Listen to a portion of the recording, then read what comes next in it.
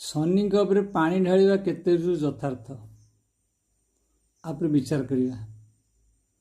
ଶନିଙ୍କ ଉପରେ ପାଣି ଢାଳିବା ହେଉ ବା ଶିବଙ୍କ ଉପରେ ପାଣି ଢାଳିବା ହେଉ, ଇଏ ଏକ ସାଙ୍କେତିକ କଥା।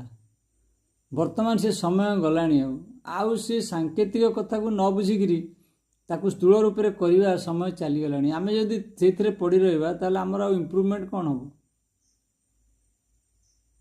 ଆମେ ତେଣୁ ଉପରକୁ ଉଠିବା, ସୁଖ ଜିନିଷଟାକୁ ବୁଝିବାର ଅଛି। କ'ଣ ପାଇଁ ପାଣି ଢାଳିବାର ଅର୍ଥ? ଥଣ୍ଡା କରିବା, ଅର୍ଥାତ୍ ଶାନ୍ତ ରହିବା। ମାନେ ମୁଣ୍ଡ ଟିକେ ଥଣ୍ଡା କର, ମାନେ ଶାନ୍ତ ରହିଯିବା। ତାହେଲେ ପାଣି ଢାଳିବାଟା ଗୋଟେ ସ୍ଥୂଳ ଜିନିଷ ଦେଖେଇ ଦିଆହେଇଛି, ଗୋଟେ ସଂକେତ ଦେଇ ଦିଆହେଇଛି। ତେଣୁ ଏଇଟାର ତା ଭିତରେ ଦିଆହେଇଛି ଯେ ଥଣ୍ଡା ରହିବା, ମୁଣ୍ଡକୁ ଥଣ୍ଡା ରଖିବା ଆମେ।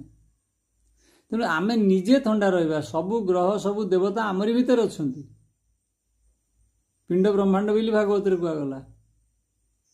ତେଣୁ ଆମେ ବାହାରେ ଯାଇକି କେଉଁଠି ଶନିଙ୍କ ପାଖରେ ପାଣି ଢାଳିଲେ କ'ଣ ହେବ? ସେମିତି ଯଦି ହୁଅନ୍ତା ତାହେଲେ ତ ମୁଁ 1000 ଖଣ୍ଡେ ଶନିଙ୍କ ଉପରେ ପାଣି, ଗୋଟେ କାହିଁକି ସବୁଦିନ ଉଠି ପାଣି ଢାଳନ୍ତି ଶନିଙ୍କ ଉପରେ, ହଜାର ହଜାର ଶନିଙ୍କ ଉପରେ ବୁଲିକି ପାଣି ଢାଳନ୍ତି, କାରଣ ମୋର ସବୁ ହେଇଯାନ୍ତା। ସେମିତି କିଛି ହେବନି। ଏ କେବଳ ଗୋଟେ ମାନେ ମୁଣ୍ଡରେ ପଶି ବିଚାରଧାରା ଗୋଟେ, ଆଉ କିଛି ନୁହଁ।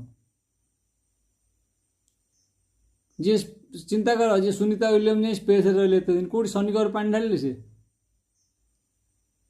ଯେଉଁଠି ଯେ ରାଜସ୍ଥାନରେ ରହୁଛନ୍ତି, ପାଣି ତ ମିଳୁନି ପିଇବା ପାଇଁ, ଗାଧୋଇବା ପାଇଁ, ସେଠି କେଉଁଠି ଶନିଙ୍କ ଉପରେ ପାଣି ଢାଳିବେ? ଭଲ ଭାବରେ ଚିନ୍ତା କରିବା ଦରକାର। ଆମେ କେଉଁ ଜିନିଷ କ'ଣ କରୁଛେ, ବ୍ୟବହାର ଅପବ୍ୟବହାର ଆମେ ଜାଣିବା ଦରକାର। ତେଣୁ ଆମେ ତ ଅର୍ଥ ବି ବୁଝୁନେ, ଅନର୍ଥ ବି କରୁଛେ ସବୁ। ତେଣୁ ନିଜକୁ ନିଜେ କୁଲ୍ ରଖିବାର ଅଛି, ଥଣ୍ଡା ରଖିବାର ଅଛି। ସେଥିପାଇଁ କି କୁହାଯାଉଛି, ଗୋଟେ ସଂକେତ ଦିଆଯାଇଛି ଶନିଙ୍କ ଉପରେ ପାଣି ଢାଳିବା।